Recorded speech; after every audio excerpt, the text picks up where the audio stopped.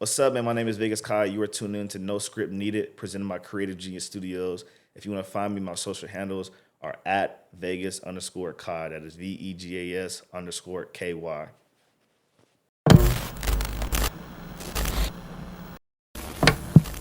Mr. DE back with another one. Yes. CEO of the Sources here with y'all again today on the very first episode of No Script Needed.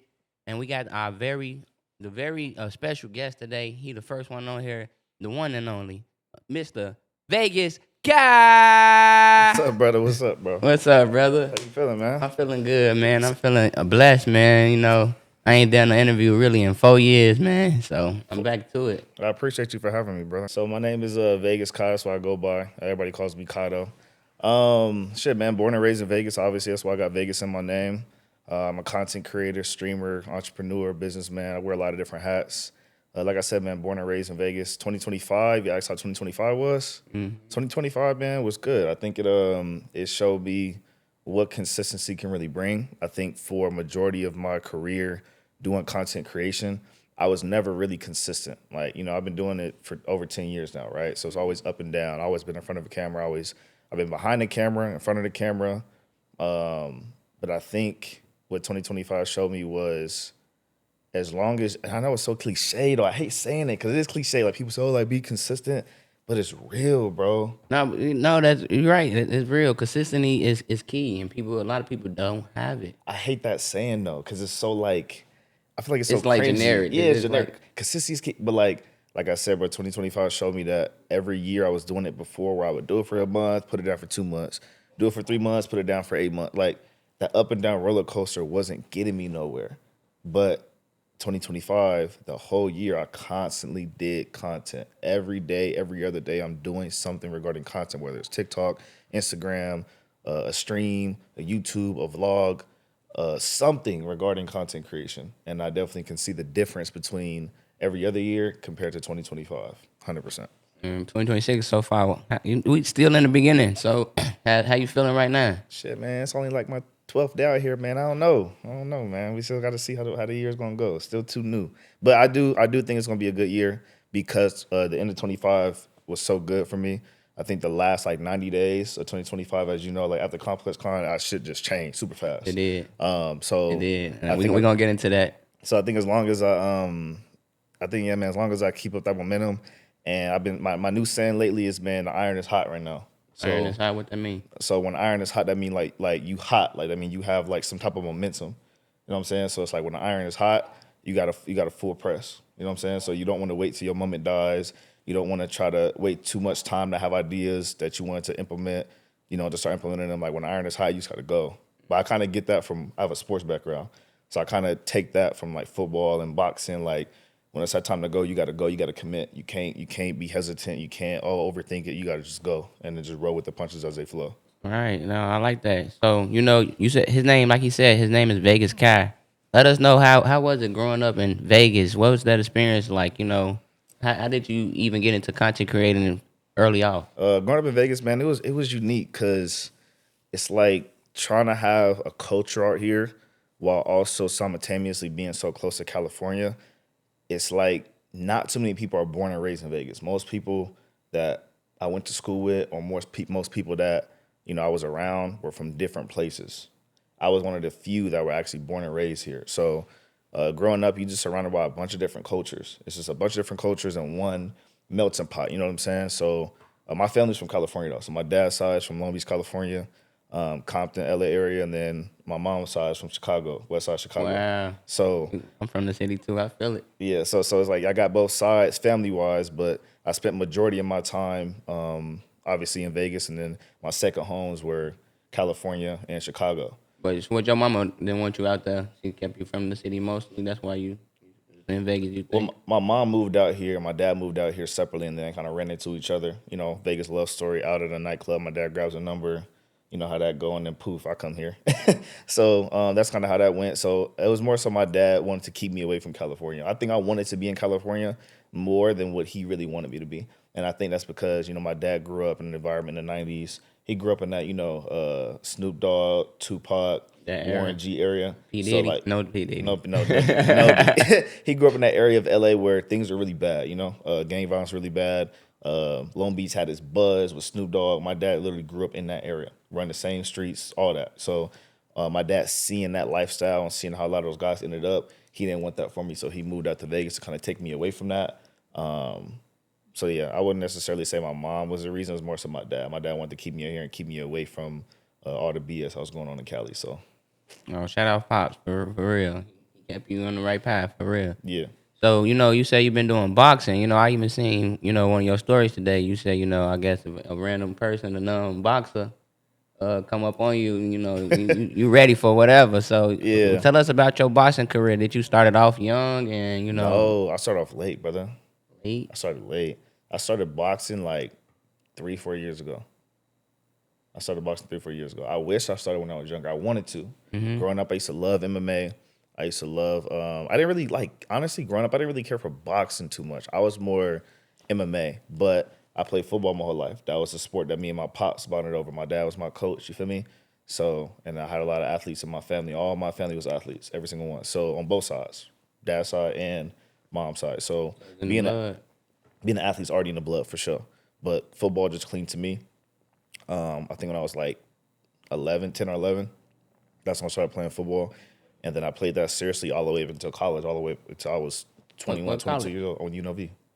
UNLV, you was Yeah, I on went the to UNLV. team? Yeah, I was on the You, team, you, yeah. you got some records or something in the books? A little bit. A Little little bit. bit. So my football career was a little rocky, man. I had a lot of like football when you get to that level is super political. It's not all about talent. It was dudes ahead of me that I don't personally feel like was I mean personally, they were not better than me. It was dudes ahead of me that were not better than me. But the political side of it, the recruitment side of it, the money side of it, that shit gets in the way.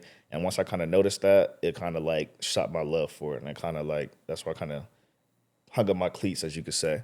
And then, I dove into entrepreneurship. I was actually in film. I had my own film studio, Yeah. all that. Started my own business with a So business you got partner of music mine. videos out there, movies, what you got? Music videos, short films, commercials, shit, photography. I got all type of shit out there. What kind of short films you got? I I'm into that, so I gotta get into that. I did a couple, but none of them actually really got finished. So nothing on YouTube? Short. Do I have one on? I think I do. I forget the name of it. I think I have one on YouTube, but the rest of them just never got finished. A lot of them was like just spec projects, but I did more music videos. I did more commercials, and I did more like photo shoots than anything. Short films are kind of like on the lower end of what I would do. So since we were talking about your boxing. Well, since you got into it kind of late, but since you've been doing it, what have it taught you? And is boxing something you really plan on doing in future reference to? Oh yeah, for sure. I definitely plan on boxing in the future. Now, as far as pursuing a professional career, I don't really know because I feel like I said, I started late. So there's a lot of guys in the gym that started way younger than me, bro. Like, and you can tell the difference. Now, my natural athletic ability puts me ahead of most people that would start this late. You feel me? Starting in mid 20s. Most people is not going to look the way I look as far as athletically. Did that help? Yeah, but I think the experience level is such a big gap, and boxing is such a serious sport that it's not something you just want to get in there and fuck around with. So once I kind of understood the fact that I might be a little past my time to be starting a boxing career, because you got to go through amateurs, go pro, Yeah, and no, we got Logan Paul and all of them out there, so it's like but you got to understand they not fighting. real boxers. I wouldn't say real boxing. They're not fighting people of their caliber. You know what I'm saying? Like Jake Paul, all respect to him, but he was fighting people kind of towards the tail end of their career, which I respect because from really, that's his amateur. He didn't really had no amateur fights. So you got to understand, he just jumped straight into pro. And his first fights is with people who are at the tail end of their fighting career, whether it be UFC or boxing or whatever. But that's still a fighter. Like the average Joe is not getting there with a retired UFC fighter and doing a goddamn thing. So I respect Jay Paul for getting in there and doing that. But like I said, on the same token, for me, I just don't see myself pursuing a pro boxing career just because the talent gap is going to be too far. And by the time I probably get to where I want to be, I'm damn near going to be late 30s, going into my 40s, bro. By the time I get an actual, you Real feel me, fight, a real real. one. It could be one, a couple bill or something, here and there. You never know. So here's what I'd rather do. I would rather train how I am, right? Still box, but obviously at this point, the boxing community is starting to grow a slight respect towards the influencer box as long as people are taking it serious because it can make money at the end of the day. So if there are Money influencers is out money. there that want to box, if there's people out there that aren't necessarily professional boxers but still enjoy the sport and still respect the sport, that's something I can see myself doing. Like the Aiden Ross boxing card, stuff like that, smaller promotional stuff, but you can still get in there, get the feeling of having a real fight, but not necessarily having to fight a goddamn Gervonta Davis or Terrence Crawford. I think Yeah. that's still cool. So that's something I can see myself doing. You'll see me in the ring for sure, especially if the money's right. All I got to do at this point is really just get my name up, get my clout up, and then once that money start rolling in, it's gonna be Clout, that what time. you feel about Clout, man? What Cause you about it? just brought that word up. Like, how you feel about Clout? You think Clout is good? Yeah. Well, you got to understand, too, I'm coming from a marketing aspect. So my marketing background, photography background, I see all that stuff as a plus. I see it all as just money. So clout can bring money. So I think it has a negative connotation on it because people do use clout the wrong way. But clout is just another word for having fame, notoriety. And that can bring you opportunities. That can bring you business deals. That can bring you money. There's a lot of people who literally only have what they have because of their clout. And I can't do nothing but respect that because Yeah. it's growing a brand. Now you know some of them. I can't remember their name, but them girls that be doing them dumb ass sounds and stuff. Or that one girl that Hatuka motherfucker. Oh, hot tool girl. Yeah, Yeah, like like stuff like that, like something that we don't necessarily respect because it may necessarily have a talent to it. You know what I'm saying? Just a girl that just kind of blew up off of something that was funny. But if you could find a way to market yourself, I can't really hate on that, bro. I don't really look at stuff like that and be like, oh man, why is this person famous for da da da? Oh, they marketed themselves.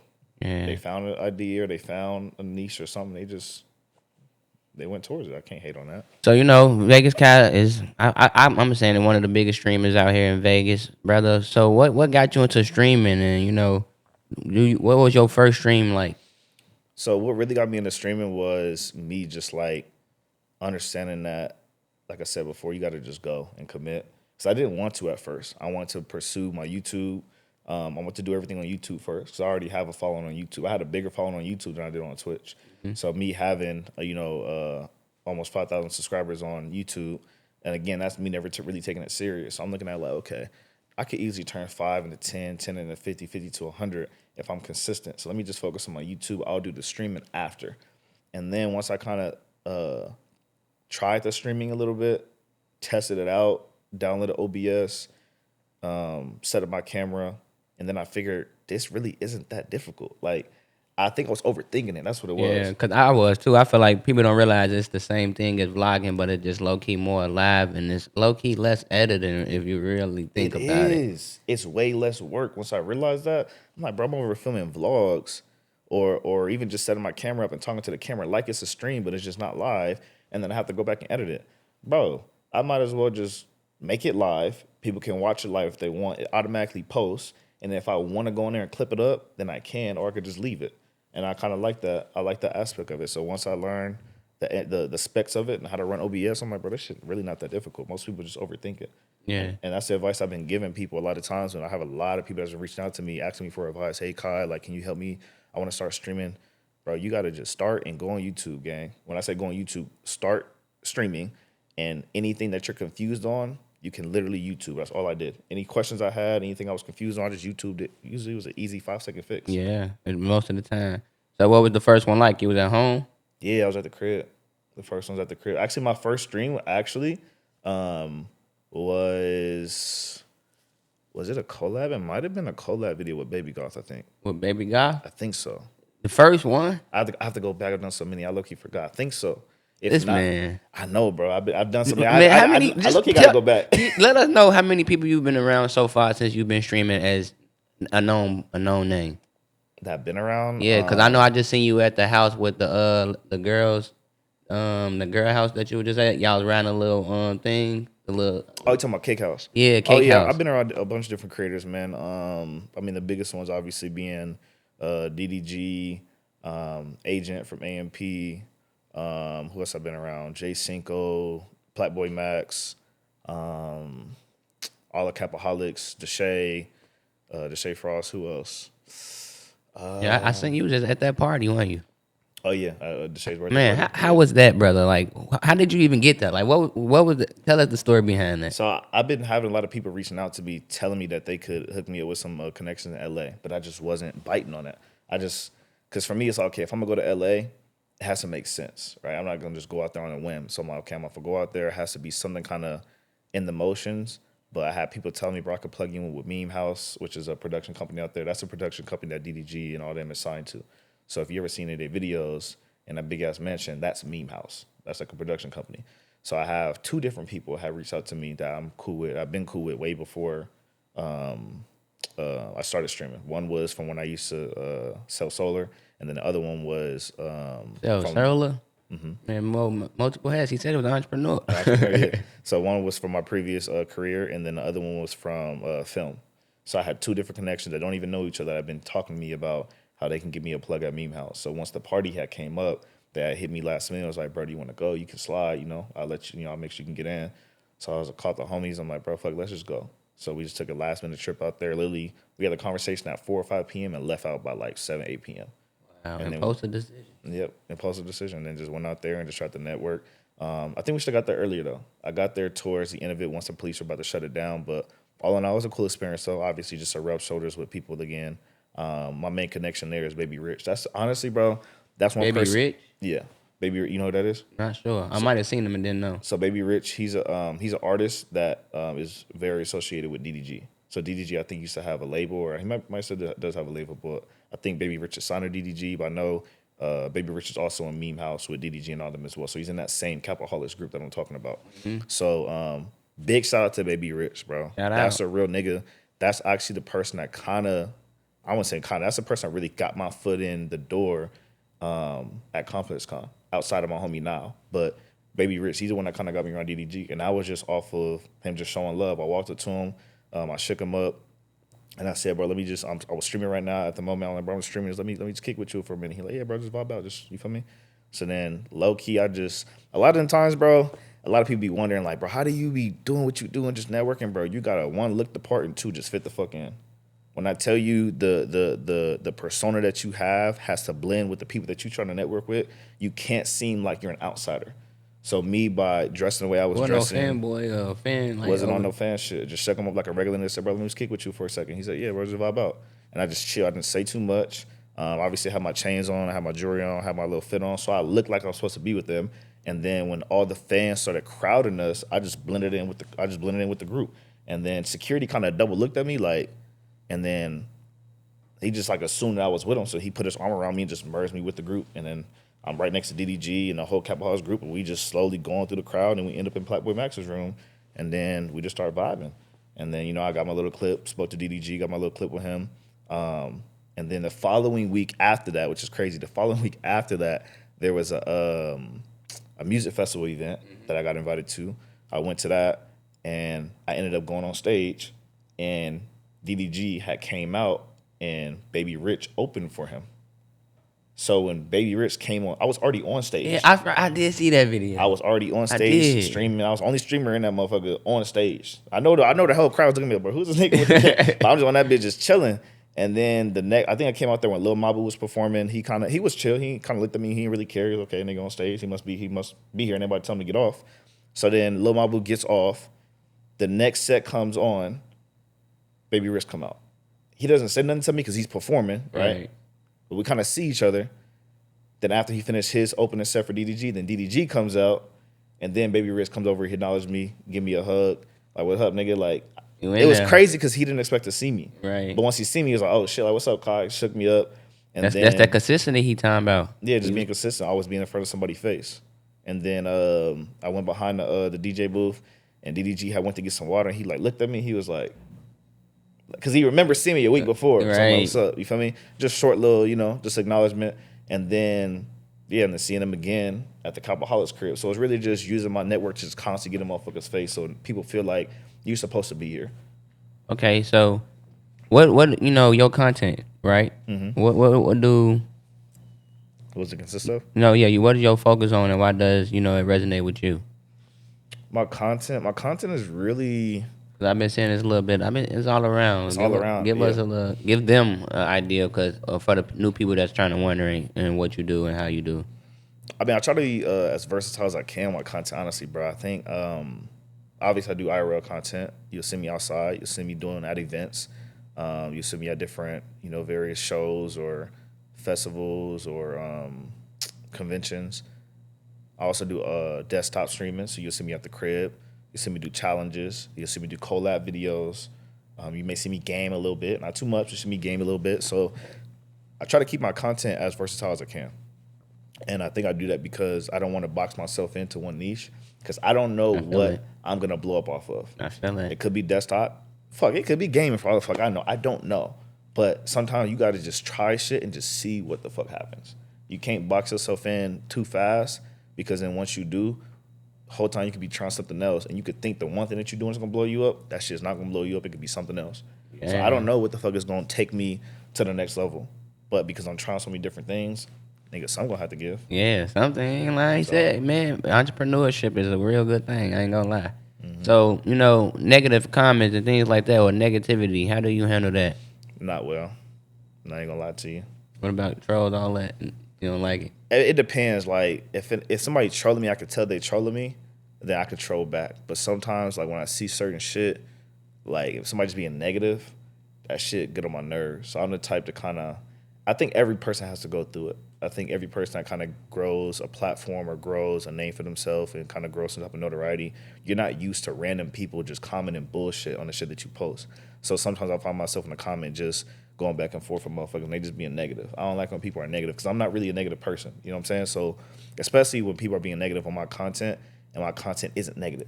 I don't have nothing out there that's like brain rot, just stupid, just acting the ass. So when somebody takes anything that I post out of context and tries to push a narrative or insinuate something that's not true, I get on their ass because I don't like that shit. Because now I feel like you playing with my, you feel me? I feel like you playing with my face card, you playing with my namesake, and I don't fuck with that. So No, I feel that. So we're gonna take it back to Vegas. So how do you feel about the culture, the city? The people, the food, the lifestyle for real out here. the culture, I think it's still growing, bro. I think like I was saying before, how long you been out here? I've been out here for like 6 years now. So it's a difference between like me being grown up here and you being here for the past 6 years. Because me growing up here, it was like we didn't have all the stuff we have right now. Vegas was cool, but it wasn't popping like how it is right now. You know what I'm saying? So Yeah. growing up, it was more just a tourist city. Now it's like people are coming to live here. It's one of the entertainment capitals of the world now. Like we have multiple sports teams, multiple events are being hosted here. Back in the day, this is almost like just a theme park for adults when I grew up. So it was like a disconnection between trying to find stuff to do outside the strip. Because Vegas is like, it's small, but it's also condensed. But it's like, it's very wide at the same time too. It's weird. Like Vegas is it's like a It big is. city condensed between a bunch of mountains and it's a bunch of people. The main attraction is dead in the center of the city. And then on the outskirts, you have everybody, all the civilians and residents. Yes. So growing up as a kid, it's like it's really not a whole lot to do outside of the strip. It's mainly for adults. So trying to find stuff to do outside of, the strip was difficult as a kid, I mean, you had house parties, had little stuff like that. You had your friend group. But I think that's why I cleaned the sports. That's where I kind of got my community of friends from because I didn't want to run the streets and get caught up doing dumb shit. So I still have friends that did that stuff. I was still around that stuff, but I drew a line. It was certain stuff that I didn't partake in because I knew that I just seen better for myself than jail or death. Right. Feel me? So for me, the culture was. I feel like it was Cali inspired, Cali inspired. So we just like brother sister of Cali. more like cousins. We were like cousin. More like cousins. I feel like growing up, there's a lot of people that moved from And they California. has been saying it's supposed to be the new Hollywood. I don't know about that. You don't think so? You know what's funny? What? I swear on my mother's grave, I'm not saying this just to say it. When I was in film, remember I told you I was in film. There was nobody out here that was really doing film like how we were. Like we were on some trying to revolutionize how film was looked at in Vegas. Me and my business partner Quentin, we were turning the city up when it came to the film and shit. What I'm doing right now with streaming, that's what I was doing with filming. It was pushing that heavy. It was around a whole bunch of people. networking because my business partner, he was in the music industry. So we were using a lot of our connections to just try to get ahead of a lot of people. And we opened up our business dead in the middle of COVID. People were closing down doors. We were opening up doors, our shop. So it was a lot of heat on us, a lot of press on us, which is good. And we were coining the phrase, we the new Hollywood. That's what we were saying. Before they even Before said they the even saying saying. that, bro. Damn. So, and I swear I can go back and you can find the interview that we did for I think it was was it Fox? I forget which news platform it was, but we did an interview and we were literally telling the news how we are shaping how film is being looked at because we know that film is going to transition to Vegas. We knew it before it was even being plastered how it is now. Me and my business partner, anytime we see a news post where somebody says, "Oh, Vegas is performing or preparing to be the new Hollywood," me and him sending to each other like, "Bro, we've been saying that shit, bro. That They shit's just crazy." not catching on, And boy. We trendsetters around here. it's just not catching on. But yeah, I feel like it is and it's not. I think that Hollywood's always gonna be Hollywood. I don't think it's gonna be the new Hollywood. I think that Vegas is probably going to be a place where if creators want to get out of California and they don't want to pay those high ass taxes and high ass bills and gas and It's all gonna be that another stuff, Mecca for something. it's gonna be another mecca for some, but it's gonna be a little bit cheaper, for a little bit until obviously the economy changes. But yeah. So, is you planning to stay in Vegas and build something out here for real? Like, do you plan on getting on like one of the actual stages or something on the strip? Like, well, how big you want to go out here? Have you thought about that? Because I even think like, out in the future, one of us streamers gonna have to get a residency some way somehow out here. Yeah. I've been thinking of that. Low key, I probably could be the first streamer out here with a residency if nobody take it before me. But I think You've been on a lot of your Soldier Boy stuff because you said you actually was the first person out here to be streaming in the clubs. I gotta give him that. yeah, I'm the first person to On stream his inside of Soldier a Boy shit, nightclub. y'all. I'm the first person in Vegas to do multiple 30-day streams. Yeah, I'm on my Soldier Boy shit. Nigga, the first. the first. I think for How was me, that too? How was that experience? Because I've been trying to get in them damn clubs. what streaming? Inside the Streaming club? in the club. It was cool. I think people are still getting used to it. I think people are kind of looking at me like, well, who the fuck is this nigga in here with the camera? Because no, people not used to that.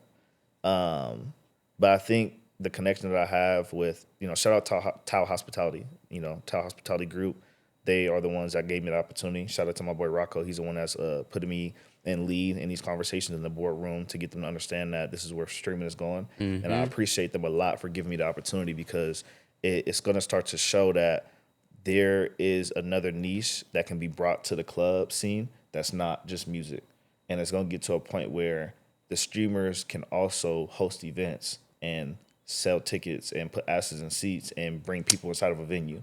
So Waiting on that one. what I really see, the vision that I see for streaming inside the club is you can have an artist there because the music is always going to be the music. You got to have music inside the club. That's always first priority. But second priority is how do you get people in there? Because they can just listen to music at home. They can just listen to music in the comfort of their own crib or in the car. So how do you get people to this venue? And because streamers are so hot right now, and just content creators in general, not just streamers, you want to be able to get content creators as the co-host or the host for these events because people will show up to see Kaisenet. People will show up to see Speed. People will show up to see a DDG, right? And you can have a whole nother artist that is the one performing, but on that flyer next to that person is a streamer, is a content creator. Yeah. Because they have a reach. They do. So You're not lying. You see what Drewski be doing alone without artists sometimes. right. He's able to pack out arenas. So imagine doing the same thing but inside nightclubs. People like to party. People like to throw events. So Vegas is one of them places where it's so predominant out here to go to the club. Why don't you have content creators on flyers? Why don't you have them promoting your club? Why don't you have them promoting your venue so that way they can bring people to your venue? And I think that's what I was able to show to hospitality because at first they weren't really understanding. My boy, he's around my age, so he understood it. And we were trying to pitch it to the older cats at Tao. And I think they didn't even really see it until they seen it how it unfolded. So what happened was, long story short, they got us a table, put us inside a nice section, got us bottles, everything we needed. We provided the people. We showed up 30, 40 deep of our own. And that's showing that's Posted the flyer, came in there, streamed, everybody kind of looking, who's the people coming in, but we doing our thing. somebody came with a group of like maybe I think 10 people who I didn't even know, and they came saying, "Yeah, I came here for Vegas Con." And they said that at the front, and the top guys, the managers or whatever, were standing right by the front of the club when they said that. So then they're like, "Oh, okay, like what are you trying to do? That I want to buy a table. I'm here to for the Vegas Con event." They didn't say I'm just here to party. They Right. said they're here specifically because of me, because Yeah. of my flyer. So that was off of me promoting it, right? And it was so last minute too. I didn't have weeks to promote this. It was like a couple days before, maybe 24, 40 hours before that I posted the flyer, right? So they pulled up, they want to buy a table. The table that they want to buy was already booked. So they didn't end up getting that table. They got another one. But from the manager's perspective It's bringing money at in. Touter, like they seen it like, okay, we understand now. That could have just brought us money. If that table wasn't booked, that nigga would have spent 5 to 10 bands. Table Right. plus a bottle and Yes, smoke. yes. So looking at it like, damn, he could really just buy Y'all some. about to stop black- playing. Listen, Strip. We can help y'all just as much as y'all can help us. Come on now. Especially because they saying that Vegas is dying a little bit. They saying that the Good. nightclub industry is coming on a downcline or decline a little bit, and the new generation of kids aren't, as they turn 21, they're not really vibing with the club like that. So there has to be a reason for the new generation to go to the club. Yes. And I think the streamers and content creators might be that reason. All right. So, are you personally doing anything to pay the way to provide opportunities for other streamers and creators? 100%. And what are you doing so far? So anything that I do, I make sure I keep in the back of my mind that this has to be something that somebody else can also benefit from eventually, even if it's not right now at the moment. So I always keep anybody that streams, especially in my city, any content creators, any streamers out here that are watching me or support me, even if I may not directly give something to you, just know that I'm keeping you guys in the back of my mind for any opportunities that I get. I want to also be able to give back to y'all, but I also tell people is at the same time, as I'm getting through this door, I can only come in by myself. I can't come in and bring 100 niggas with me. Let me get in first, so then that way, once I build my namesake up and I have leverage, then I can say, all right, my nigga, y'all can come in now. But I'm not one of them niggas that, like, kind of going back to your question earlier, I'm not one of them niggas that's going to get up and then leave Vegas. Bro, I have Vegas kind of my name. I'm born and raised in the city. I'm always had love for the city. I'm not going to just get up and then dip out and act like, you feel me? I'm always going to have a place here. Even if you may see me travel, even if you may see me in California or Miami, anywhere, this is always going to be home for me. So I'm always going to be back. I'm always going to try to give back as much as I can. So as far as other content creators, streamers, opportunities that come for me, I'm going to make sure that I can extend that hand when it's my time. Gotcha. 100%. You have my word on that. Any opportunity that comes to me, I'm going to reach back and give back to those. That just DM him, man. If he see it, it was meant for him to see, and he got you. I got you. All right. So, what's the ugliest side of success that nobody warned you about? Damn, nigga, that's a good ass question. I got a lot, man. I can go what's for it? days. Well, how long before you answer? What's our time so far? We at 20. All right. Okay. You said, what's the ugly side to success that nobody warned me about? What's the ugliest side of success that nobody warned you about?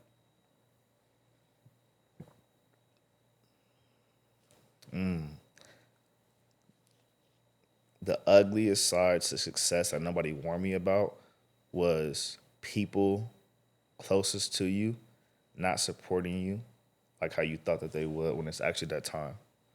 Remember I told you about the iron being hot? Mm-hmm. People will slowly or slightly support you when the iron is not hot.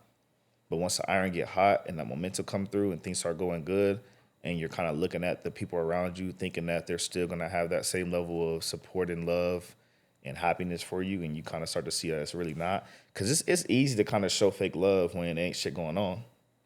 But when shit start popping and you start kind of looking at the people around closest to you, like, damn, like, niggas ain't really happy like how I thought they would be. You know what I'm saying? Yeah, And fake then smiling, fake love, and it been low key envious of you. it don't even got to be fake smiles. It could be no smiles at all.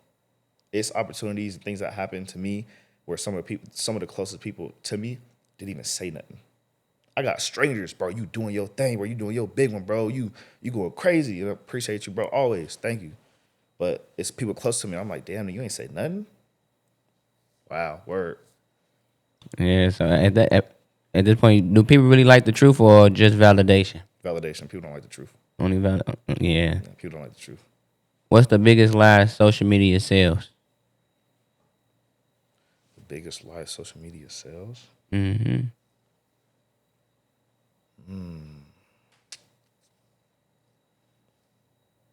The biggest lie social media sells. That you've seen so That far. that having a following brings dollars. Yeah, that's a good one. I've met a lot of people that had a large following that was Low key broke as shit. low key broke as shit because they didn't know how to market itself. They didn't know how to use their platform to make money. Just Like because you have a platform doesn't mean you make money from your platform. we can even use that man. Got him. That he say Oh, these Weldon? nuts. Yeah. Got because he out here and he don't be looking to like he got the Well, he. you have to understand too, there wasn't really much he could do, gang. It's certain people that you call, even in content creation, you have one hit wonders. You have people that have their moment, but there's not really much for them to do to capitalize on that. He had a meme. He had a funny meme. It's different when you have a meme when you have a talent. You see a lot of people that blow up off of a meme, but they ain't really nothing to do with it. There's other people who have a talent. They actually have something to provide that can make money off of. So you can have a meme, you could blow up, you can gain millions of followers. Yeah. But what are you gonna do to continue that if you don't have a talent to give anybody? Like yeah, like Yeah, Shamar, like that's the difference. How you just said, I guess Shamar got talent, he has a talent. and bro just had the meme. Yeah, he had the meme, but then he also has the talent to be able to perform and use his social media as a way to entertain people. All right, so Vegas Cat man, what's your thoughts on women in general and in Vegas? Women in general and women in Vegas. Mm-hmm. I love women. Women in Vegas.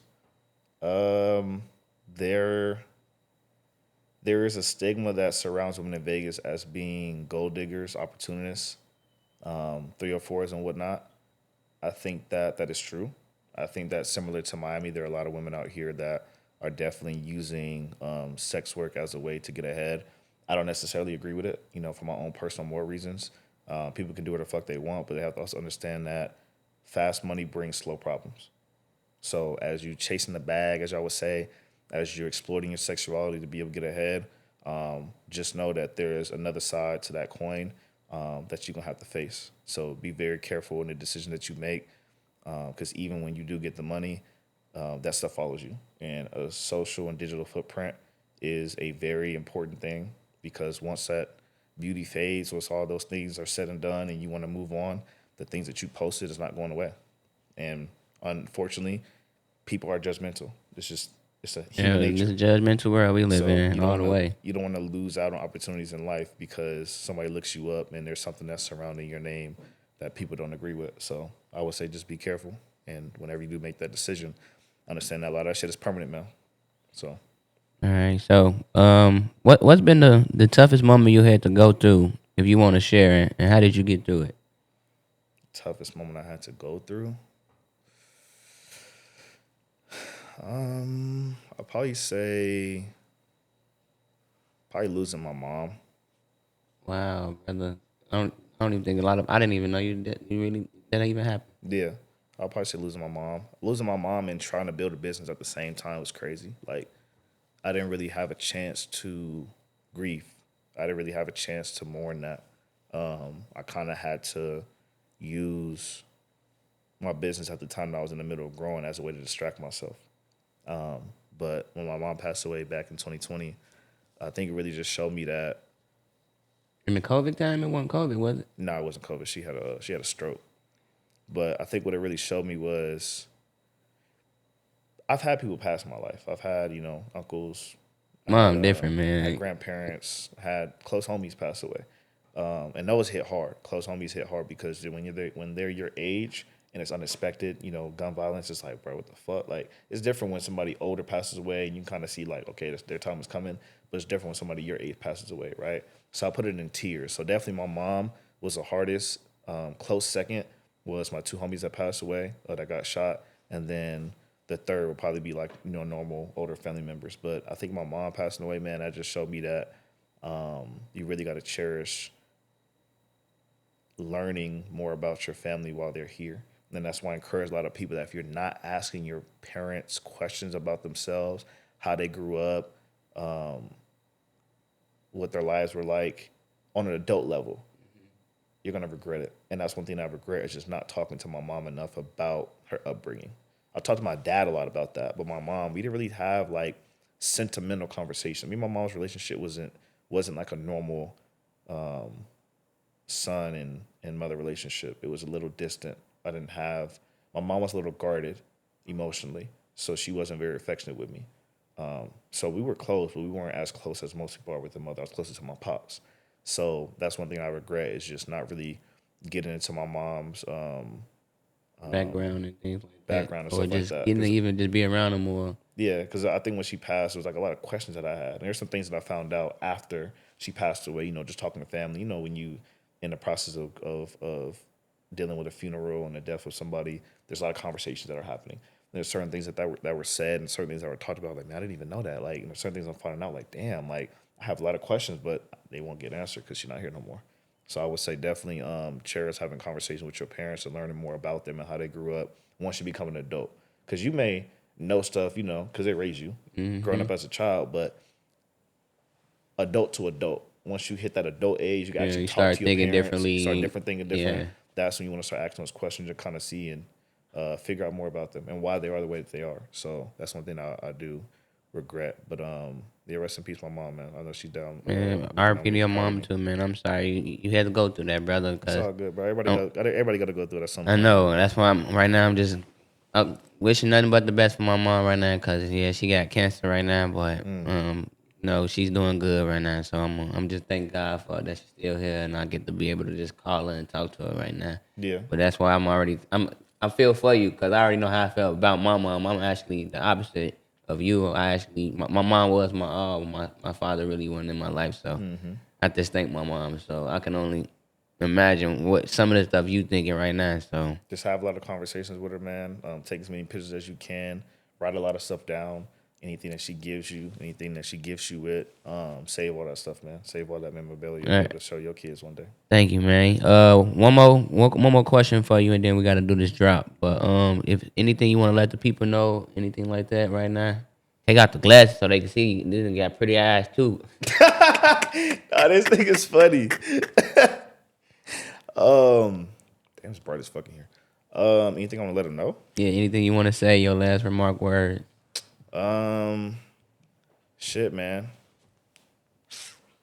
What do I want to say to the people? Let me really think of something. I want to give something valuable. You know what? I'm gonna regurgitate, and I don't have no problem regurgitating because it's the advice that I've been taking lately. That Jay Cinco had gave to me. Shout out Jay Cinco, man. And anything that you want to do, whether it's content creation, modeling, a business, school, sports, whatever. Anything that you apply yourself to, make sure you're giving quality, not just quantity. Take your time, plan things out, really give yourself a chance to maximize your talent, and don't just try to oversaturate it with a bunch of nonsense. Plan stuff out, think stuff through. Don't overthink it, but really take your time and give quality in whatever that you're doing. And you'll see a different result 100% when you plan stuff out, write stuff down, and give yourself a chance to maximize your talent instead of just forcing it and trying to do a lot of stuff at one time. So that'll probably be my advice to the people, man.